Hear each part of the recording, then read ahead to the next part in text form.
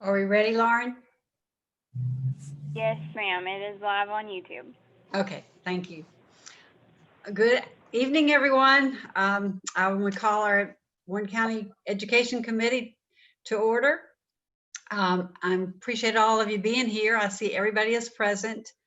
We are missing Lisa somehow. Hopefully she's could be watching instead of calling in. But hopefully there's not an issue there. At our last meeting, we were Zoom on that meeting also.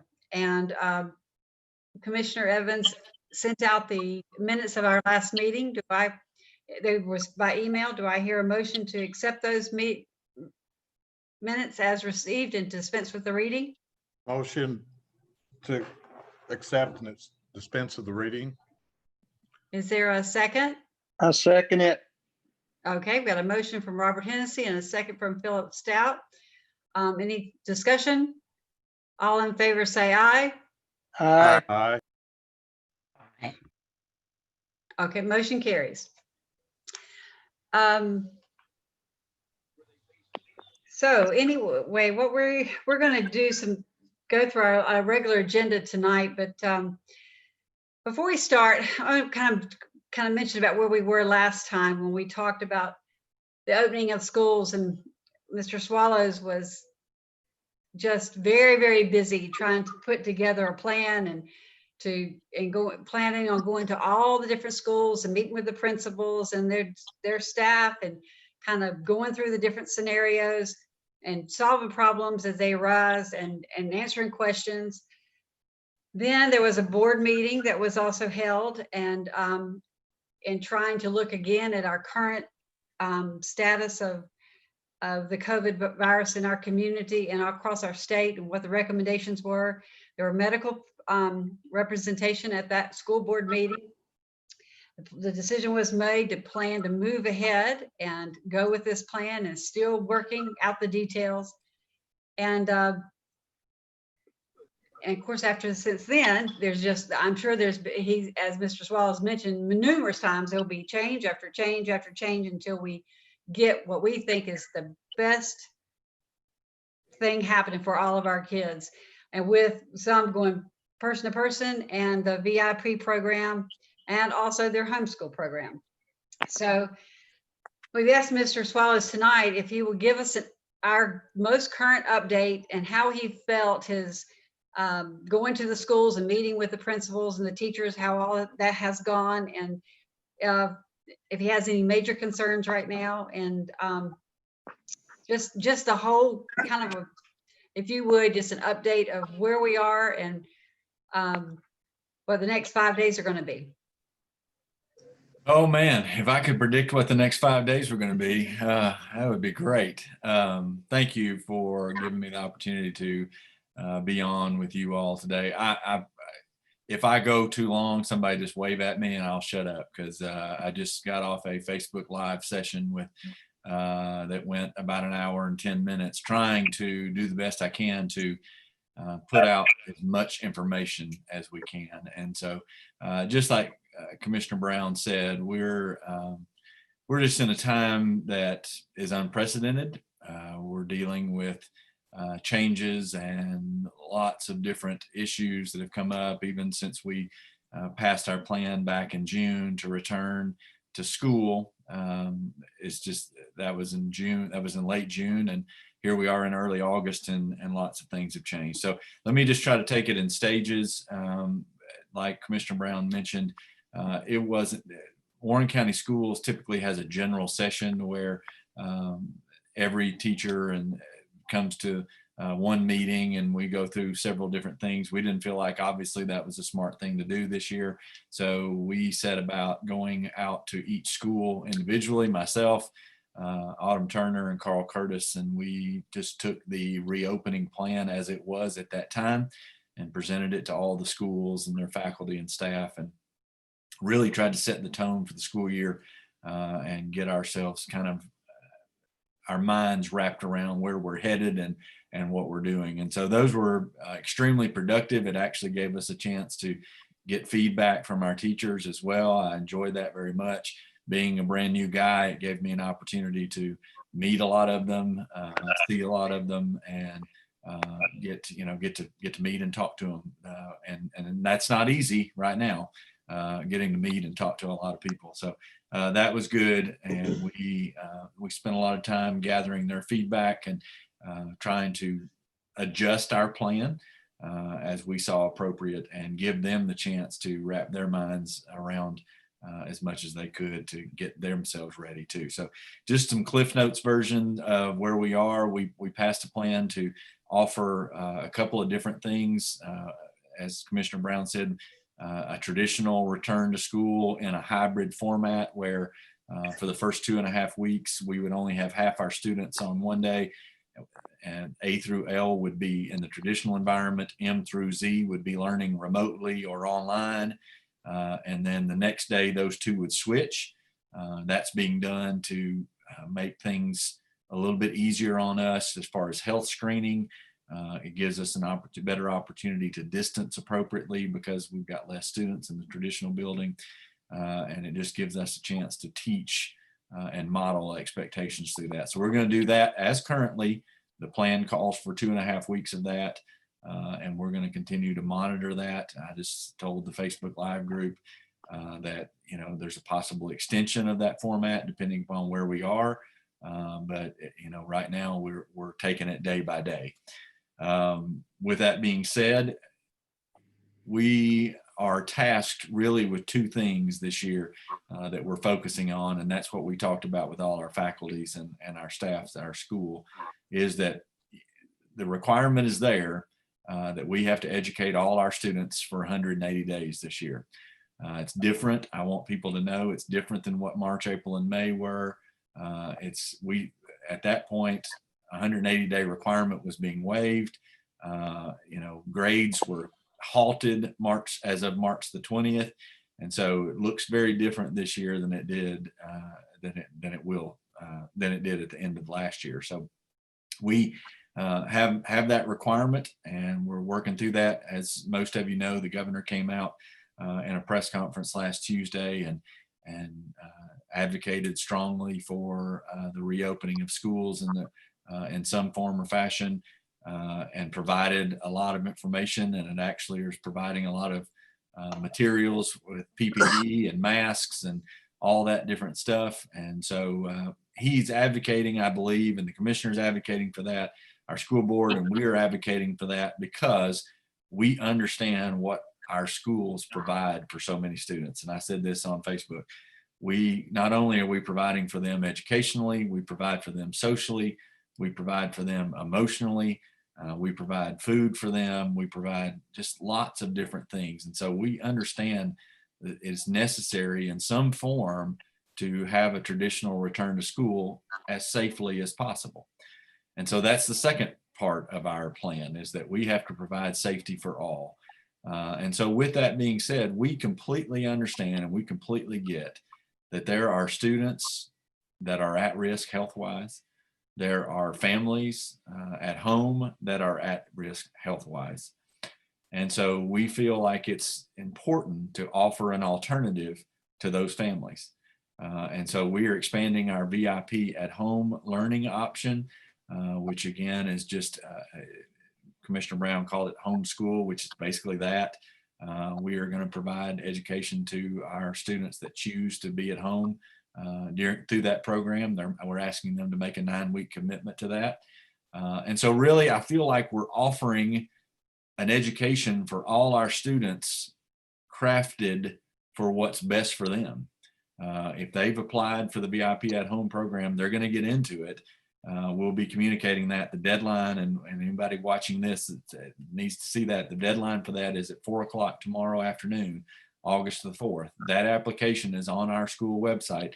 If you go to our school website, warrenschools.com, there's an awful picture of the director up there that needs to come down. But underneath that, there's a red button that says VIP at home application. If you'll click on that and go through that application process, then those students that want to choose that route can.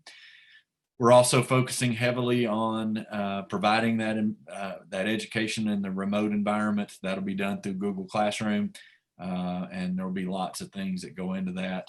and we'll be providing all the same services that students would get in the traditional environment, such as IEPs or 504s or ESL services or so on and so forth. We'll be providing that in the remote environment as well. In the traditional environment, we'll be focused on safety with distancing as much as possible. The board did mandate mask wearing at the last board meeting. We have released that policy. And so there's information on that, as well as teaching students the importance of healthy hygiene, hand washing, hand sanitizer.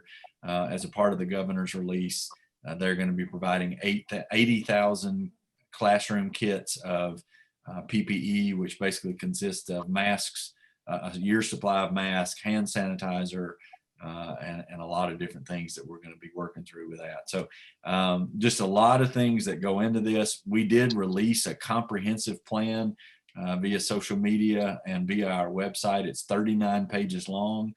It has so much information that you just, it's hard to take it all in. But I encourage families, I encourage anybody that's got an interest in it to get into that document, read and figure that out and ask questions. We, again, on this Facebook Live, we had given people an opportunity to email in questions. I answered that live on Facebook and tried to do the best I could to do that. I'm fully aware, folks, that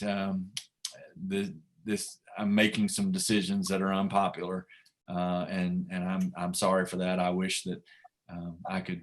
I'm 2 months into this job and already making people upset, but that's just kind of what goes with the territory. We're trying to do the best we can. One, to educate all our students, and two, keep them as safe as we possibly can. And so we're working really hard to do that. We've spent a lot of time doing that. Our teachers and our staff are working diligently to do that. And I'll finish kind of my part and then let you all ask questions with this. We're just asking for some grace from everybody, or some patience, simply because we're doing things that we've never done before. Teachers are being asked to do things they've never done before. Students are being asked to do things they've never done before. And families are being asked to make decisions they've never had to make before. And so we want to be, as an education system, a part of giving information to help with those decisions, but then to ask for patience as we work through them together. It's going to be a challenging school year. But at the end of the day, it's the right thing to provide for our students. It's the right thing to keep them safe. And that's what we're going to continue to try to do throughout all of this. And so with that, I'll be happy to answer any questions you might have or clarify anything that I've said. Thank you very much, Grant. And I'm sure there might be a few questions tonight. So if anybody has a question, would you turn on your video and unmute yourself so that you can ask the question?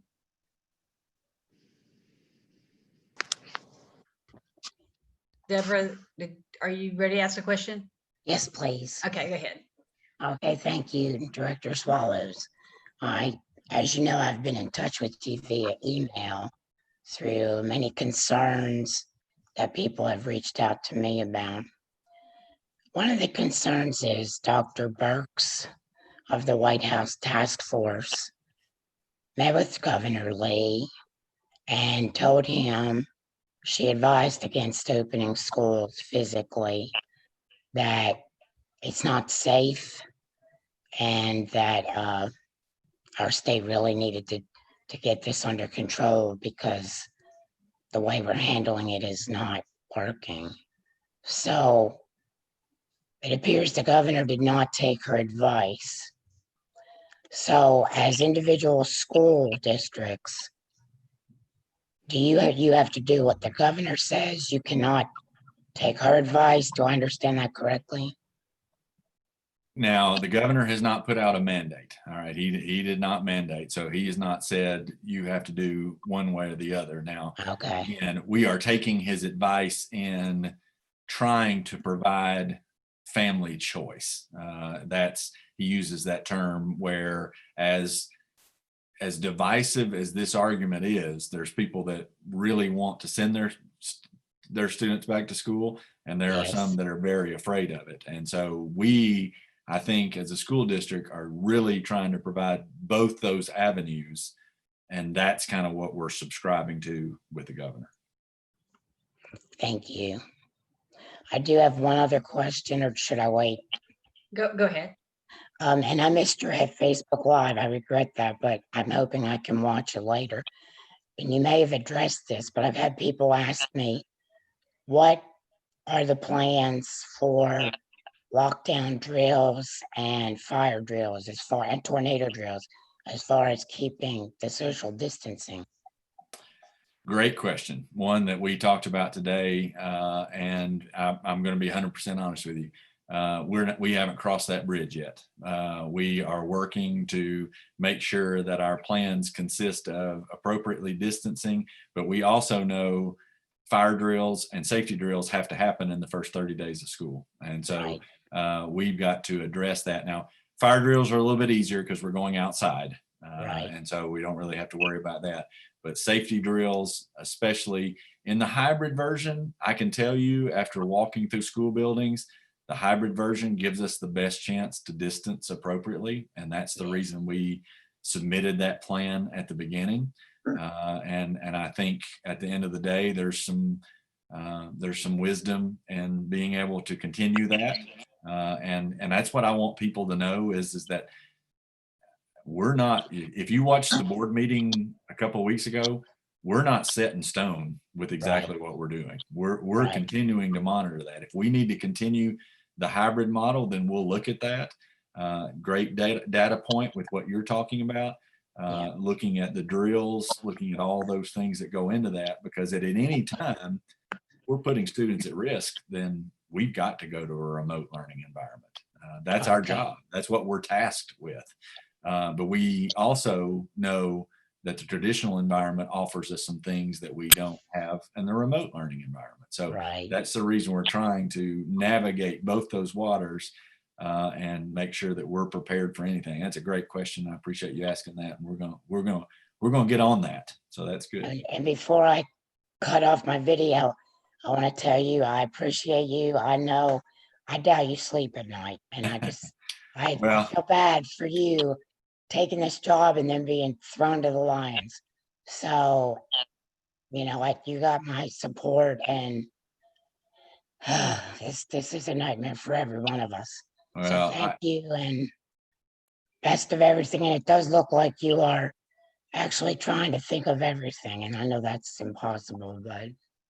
Well, and I appreciate that very much, because we're going to all disagree in some area. And so, but at the end of the day, we've got to work together more than we ever have to try to serve our kids, because at the end of the day, I do hope you can go back and watch Facebook Live. Yes, I will. I don't know that it was very good because it was all me the whole time. So, but at the end of the day, I tried to answer a bunch of questions, and here's what I said. I started this with a picture of my 3 kids who are going to school. And at the end of the day, I love those kids more than life itself. But at the end of the day, I love the kids of Warren County too. And I want for them just what my kids are going to hopefully get to experience. And so families need to have information. We need to provide it for them. And that's what we're trying to do the best we can. And I just hope people will understand that and be patient with us when we don't answer it exactly the way they want us to. Right.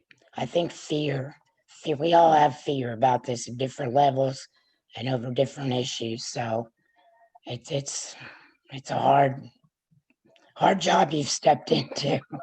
I have impeccable timing is what people harder than you dreamed, I'm sure. Well, but that's okay too. It's all right. I'm up for the task, but even if it's not about me, it's about this group of teachers and staff, and they are working so hard, and I want them to be safe too. That's the other side of this. We can't lose sight of that. We've got to protect them as well. And I know they've got concerns and they're asking questions, and we're trying to answer those questions and keep them safe too.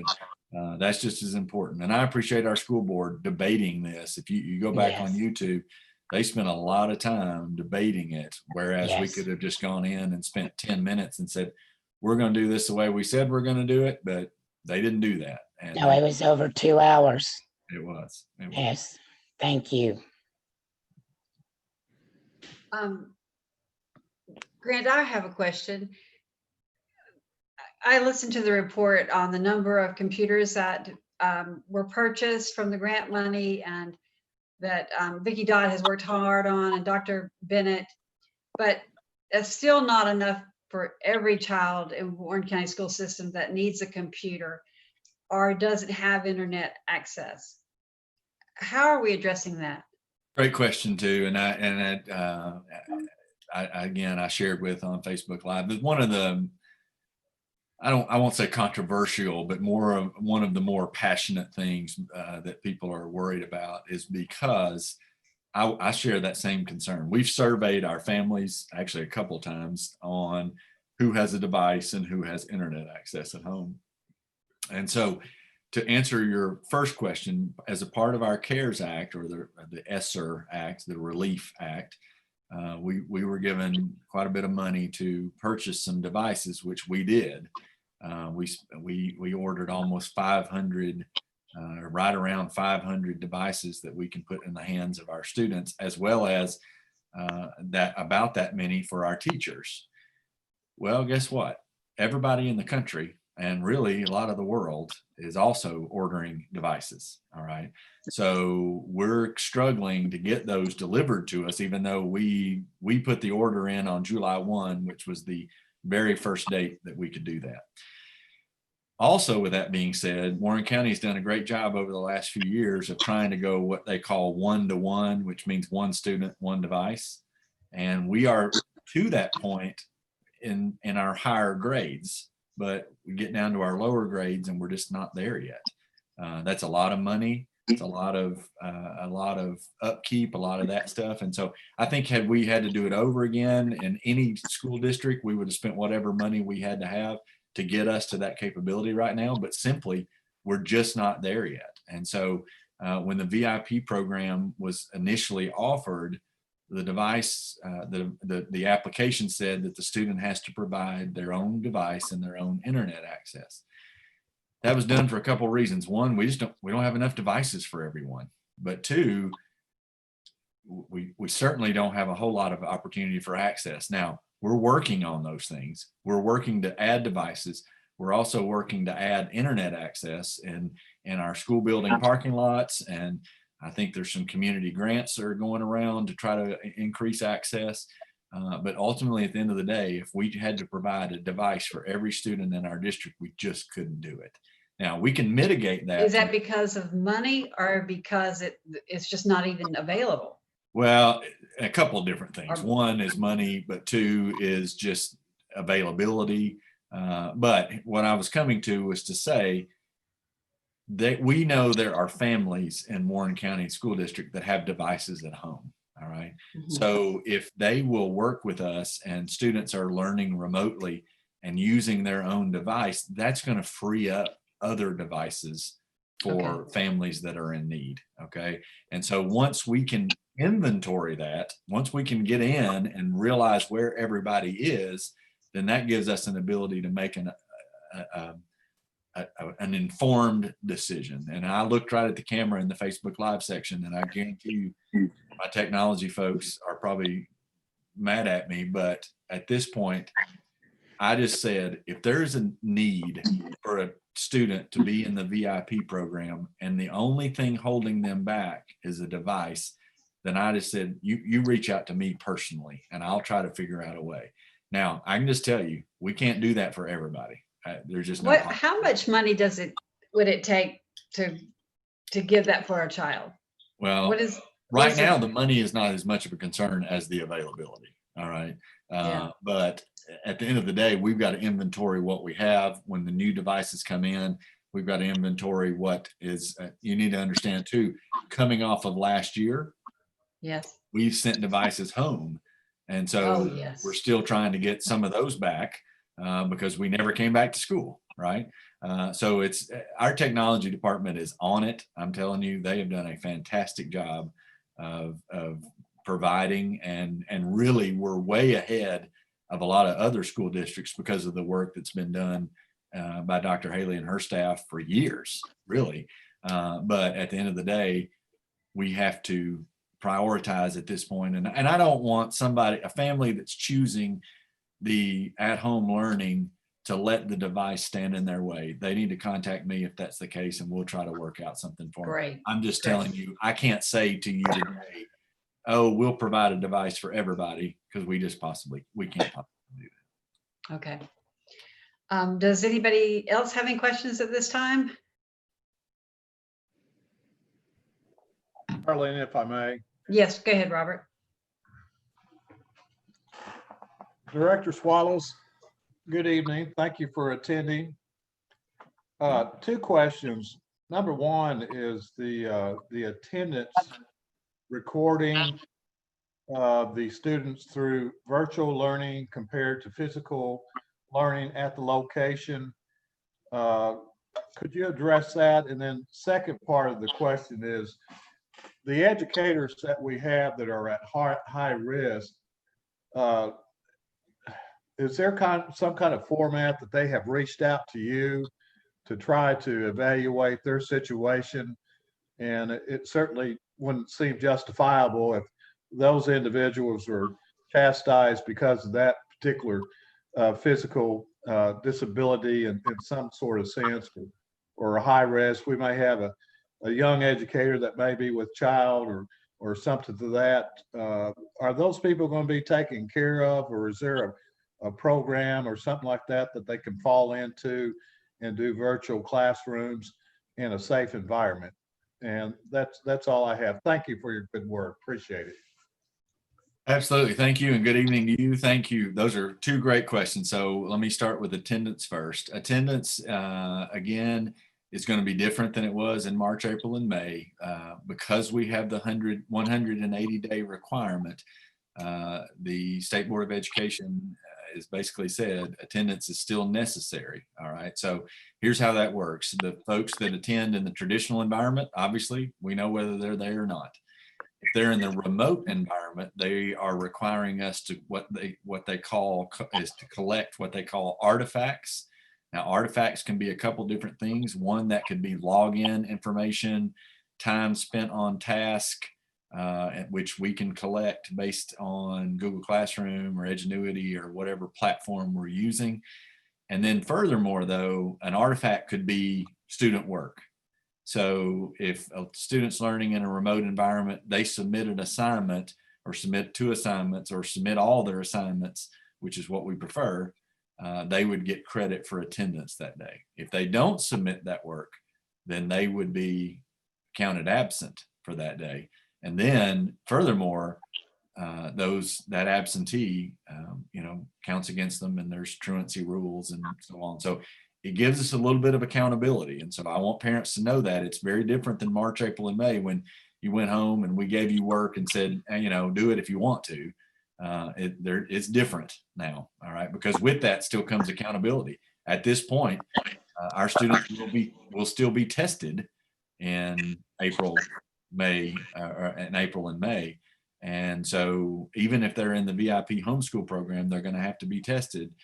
So there's accountability with that. Now, there's some flexibility maybe coming for that, but that'll be up to the state legislature, because they're the ones that mandate that. Second part of that question is teachers that are at high risk. We have done a survey again to reach out to teachers. I've sent out a couple emails as of late to say to our teachers or our faculty or our staff members that are at risk, if they have some sort of condition or health condition that they need an accommodation, they should take the appropriate channels and either one, talk to their building leader, principal, or reach out to our human resources department, which is here. And there are several different options available there.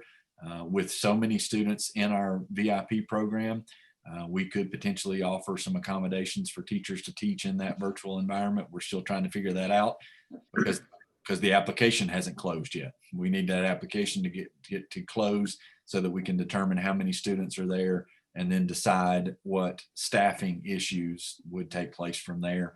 But we have some accommodations. We have the Emergency Leave Act that would take care of our teachers if they if they meet one of 6 criteria, they could be available for that Emergency Leave Act. But we've tried to communicate that out as much as possible too. I think if you watched our board meeting, you heard me say no one's going to lose their job because they have health conditions or are sick. We're gonna work with everybody to try to make sure that we take care of them the best we can. Now, there are guidelines. That would be the way in any business or any job, but we want to make sure we take care of our folks too. Thank you.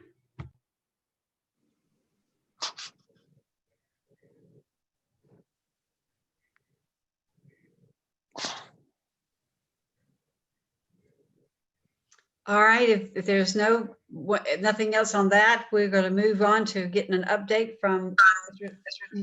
Did you, Philip, did you want to say something? No. Okay, okay. Well, let's tell us how our project at West Elementary School is going. I bet they are scrambling over there, getting ready. You want to talk about somebody that's worried about what the next 5 days are going to look like. I did miss a construction meeting today, unfortunately, because of the Facebook Live. But I did get good news via email about 2 hours ago that gave us a temporary certificate of occupancy for the kitchen and the cafeteria area. So that's great news. And so they're still working in the old library section, or the what's going to be the library section, to determine some things, and then the front entrance there as well. I don't have as great an update as I could for you if I had attended that construction meeting, but there was only one of me, so I couldn't be everywhere. But at the end of the day, we are hopeful to be able to use that building, especially the hybrid model is going to help them as well, because that's going to cut down on traffic as much as it can. And so, but that certificate of occupancy is good. I wish Bobby did that video for you guys back in May. That was wonderful. We'll try to maybe get that picture or a video for you at our next meeting, so you can see that progress. It's really well done. We're excited about the upgrades to that school. So, but they're just planning ahead, and ready for opening day. They have to. So you know, has that school had their drive-by registration? I'm They not not sure. do that at that age. Not sure. I do know they did the I do know they did the promotion ceremony drive-through, and everything went well. The parking lot's in pretty good shape, and so that's another thing that we had to do this year. I've kind of gotten a little bit of kickback as we're going back to school, but yet we're having drive-through ceremonies. My my response to that is you have a ceremony in your building, it's hard to control where people go. When you come to school, you can control that flow in classrooms and everything else. But those drive-through ceremonies are actually being really great. People are really excited after we've done those. But they did their drive-through promotion ceremony. I'm not sure where they are enrollment-wise, but all schools are offering the opportunity to make an appointment for enrollment. That enrollment procedure is also online. If you go to our website, it'll pop up. That's the first thing that pops up at you, is the link to enroll. But if you have not enrolled and you need help, I would encourage you to reach out to your individual schools and they can set up an appointment to help you. Okay. The update on ESG project, please. Yeah, so I have in front of me the June numbers. And again, I caution you, we're in a little bit of different place simply because of the way we ended the school year last year. All right, because so our energy savings went. We've had a considerable amount of energy savings, up over about $300,000, but that's also probably not going to be typical because of the fact that we weren't in buildings for 3 months. But for the month of June, we in 2017, the comparison. We spent $74,299.97. Our 2020 cost was $54,793. That's with McMinnville Electric. With Caney Fork, our 2017 cost was $36,792.46, and our 2020 cost was $23,181. So you can see, even with the fact that things have kicked back up. We don't use a whole lot of energy in the summer anyway. We're still about $13,000 in savings with Caney Fork, and about $20,000 of savings with McMinnville Electric. So that program is continuing to pay dividends for us in the long term. That's good. Madam Chairman, Yes, may I ask a question, Director Swallows? certainly. Absolutely. The money that we save from the energy savings, or that we have already saved, is that specifically earmarked, or could that be used toward helping students who do not have internet access or do not have devices? Well, it's specifically earmarked at this Okay. point, but it's at this, it's, you know, I really, it's not as much a concern for me financially right now as it is just finding out Availability. what the devices are, you know, I mean, and the access really is what keeps me up at night, because even if we were able to purchase a portable device for every student to take home, there are some students that just don't have great internet or cell access at their homes. And so that's the reason we've really tried to focus on expanding our parking lot access in our buildings and working with the community to try to expand some at community centers. And at the end of the day, we are tasked with educating students. Even if we went fully remote learning, those students that don't have a device or internet access, we would try to work with them individually to try to provide for them on that. So I think over time, this energy management program will allow us some flexibility and maybe budget a little bit better. There's just no way of knowing that budget yet, because this is our Right. first year kind of going through it. But I appreciate your heart for that and question. Thank you.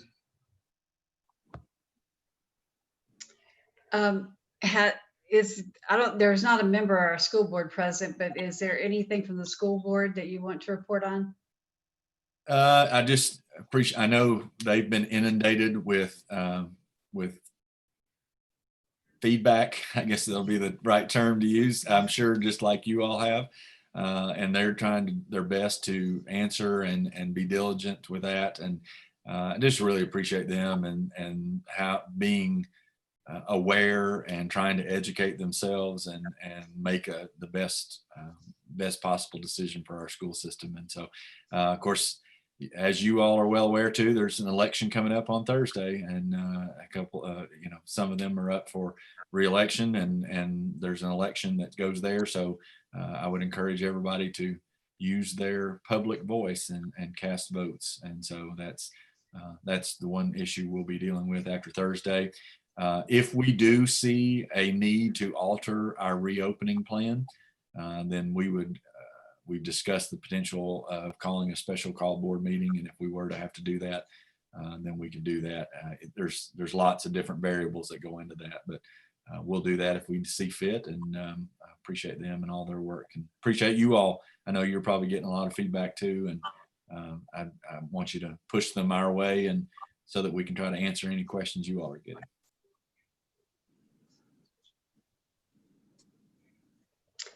All right, well, thank you very much. Does anybody else have anything they want to discuss before we leave tonight? Mr. Haley, do you? Yes, I've got a couple of things. I want to thank everybody for your hard work and due diligence. It's not going to be an easy task, and being an educator for so many years, I understand the gravity of what we face as a community, and each individual school and each principal and each teacher and each staff member and custodian and everybody from the director of schools and his administration to the school board members and members of our county commission who serve on the education committee. We're kind of all in this together. We've got a BLTV live stream tomorrow. Commissioner Schwinn will be on the program, giving some updates and discussing a little bit about education across the state of Tennessee and what other LEAs are doing, with a couple of questions that I've asked. And I think Mr. Swallows also directed a few questions her way as well. And so we should be able to maybe glean a little bit more from the commissioner tomorrow. And so we look forward to that. So that begins at 10 o'clock on BLTV, and local media covers it, and WCTE covers it as well. So we'll be we'll be anxiously awaiting Commissioner Swin and any updates that she might have. So I know the governor's staff and his command group are still working on what's next for the state as far as mandates and shutdowns. So we're trying to avoid all that. And so we've just encouraged everybody to do the right thing. And I think the General Assembly, according to Lauren now, I didn't hear that, but this afternoon will be special session beginning August 10th. So it'll be next week. And so they may be taking up some of these critical issues that we face as local communities, liability and other matters that may be related to COVID that might make our lives a little bit easier. So we can certainly hope so. Great. Anybody else? This is Philip. I'd like to tell Mr. Swallows, appreciate the good job he's doing. Oh, I totally agree too. Thank you, Philip. It's a tough position that you're in this year, and well, all the teachers, all the parents, all the kids, all the school board members, it's just a tough time. But if you can just think for just 1 minute, can you just imagine how excited these kids are to go back to school? Oh my gosh, you can see them out shopping and getting their clothes together. And when they see their teachers, their enthusiasm and the smiles on their face, it just gives you that minute just to forget that there's this virus out there and just bring back the joy of going back to school. And so if we can capitalize in on that and think about that, then we can get over all this pain of worry and trying to make the right decision and trying to do it the right way. But thank you so very much, Grant, and to all the teachers. Well, thank you for those words, and I'll just amen that.